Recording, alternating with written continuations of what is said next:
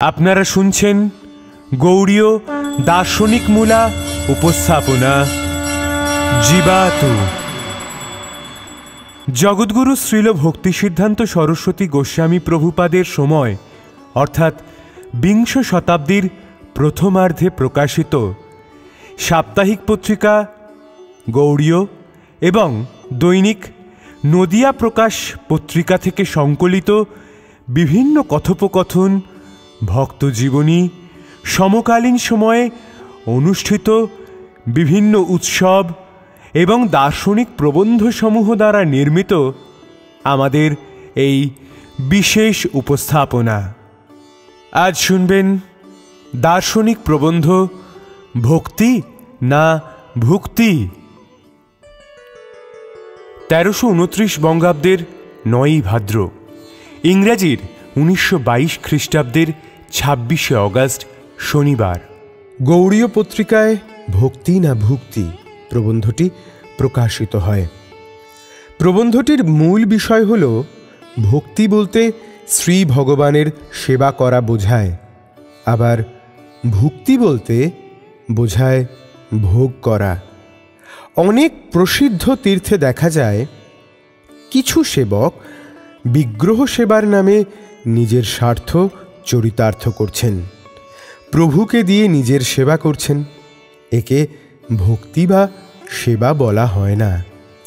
এখানে অসতের চেষ্টাকে প্রশ্রয় দেওয়া হলে সেটি একটি সেবা অপরাধ। একটি গল্পের মধ্য দিয়ে প্রাবন্ধিক পুরো ব্যাপারটা স্পষ্ট করেছেন। ভক্তি না ভুক্তি। ভক্তি অর্থে সেবা আর ভুক্তি অর্থে ভোগ। ভগবত ভক্তি বলতে শ্রী ভগবানের সেবাকে নির্দেশ করে। অধিকারী ভেদে ভগবত সেবা অনেক প্রকার।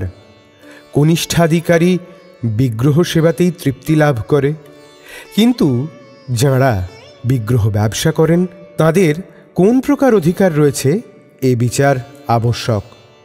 সকল স্থানেই, বিশেষত প্রসিদ্ধ তীর্থস্থানগুলিতে এই বিগ্রহ ব্যবসায়ীর প্রাচুর্য দেখা যায়। এরা বিগ্রহ সেবক কিনা সেই প্রশ্ন অনেকেই করেন। এটির উত্তর দেওয়ার পূর্বে প্রশ্নটির বিচার আবশ্যক। সেবা বলতে গেলে নিজ ভোগবাসনা ত্যাগ করে প্রভুকে প্রীত করাকেই নির্দেশ করে। যদি ভোগবাসনা কিছু পরিমাণে থাকে, সেবা সেই অনুপাতে বাধা পায়। সর্বাপেক্ষা ঘৃণিত আচার হচ্ছে প্রভুকে দিয়ে নিজ সেবা করিয়ে নেওয়ার বাসনা, প্রভুর সেবা উপকরণ স্বয়ং আত্মসাৎ করা। এভাবে সেবা বঞ্চনা দেখব, আমরা তা সেবা বলে স্বীকার করব না। যেখানে এভাবে সেবা বঞ্চনা দেখব, আমরা তা সেবা বলে স্বীকার করব না বা তার অনুমোদন করব না। অর্থাদি দ্বারা আনুকূল্যও করব না, কেননা সেখানে সেবা হয় না। সেখানে প্রদত্ত আনুকূল্য কেবলমাত্র নিষ্ফল হয়। উপরন্তু অসতের চেষ্টাকে প্রশ্রয় দেওয়ার মতো সেবাপরাধের কুফল প্রসব করে।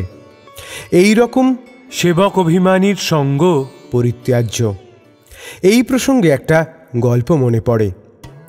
এক বাবু সারা দিন অফিসের সাহেবের তাড়া খেয়ে চাকরি করে ঘরে ফিরলেন। গৃহিণী রন্ধনশালায় ব্যস্ত। বাবু ক্ষুধিত হয়ে রামশরণ বেহারাকে একটা সিকি দিয়ে 4টে সন্দেশ আনতে বললেন। বাবু তো বস্ত্রাদি পরিবর্তন, হাত মুখ ধোয়ায় ব্যস্ত থাকার পর দেখেন রামশরণ একটা সন্দেশ নিয়ে এসেছে। দেখে তিনি কিছু বিরক্ত হলেন।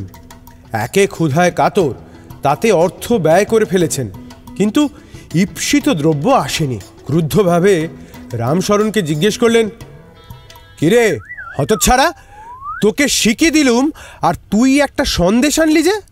রামশরণ বললে, আজ্ঞে সে অনেক কথা, আপনি এই তেতেপুরে এলেন, এখন থাক, পরে বলবো।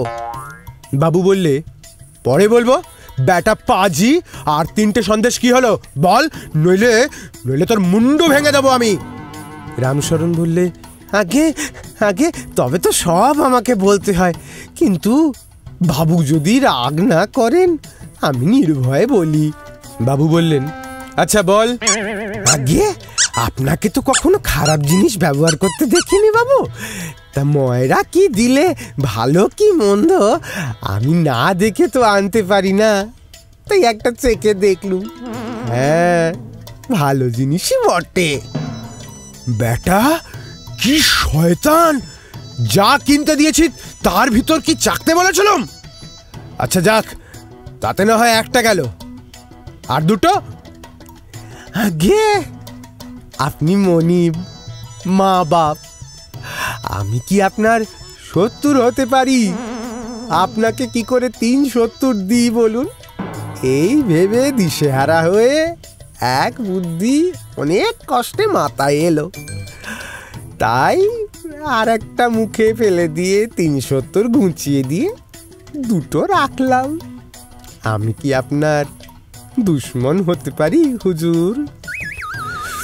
বেটা কি ভক্ত বিটেল, দেখ আমায় কত ভালোবাসে, দেখেছ? হ্যাঁ, তাই আমার মুখের গ্রাস খায়। আচ্ছা আচ্ছা যাক, তাহলে তো দুটো থাকতো, আর একটা কি হলো? আর একটা কি হলো রে হারামজাদা? আগে যদি বলেন তাহলে বলি। আপনি তো যা খান আমার জন্য পেশাদ রাখেন, তা সেটা আমি আগেই পেয়ে নিয়েছি। জানি আমার পাওনা আমি পেলে আপনার দয়ার শরীর, আপনি রাগ করবেন না। বেটার সব ভক্তি বিটেলদের মতন, হ্যাঁ, ভোগের আগেই পেশাদ। হ্যাঁ বেটা, আগে দুটো খেয়ে নিয়ে শেষকালেরটা কি করলি? শেষকালেরটা কি করে খেলি? আগে বাবু, তা আমি দেখাতে খুব রাজি। দেখুন বাবু, যেন দোষ নেবেন না, আপনি বললেন বলে তাই দেখাচ্ছি।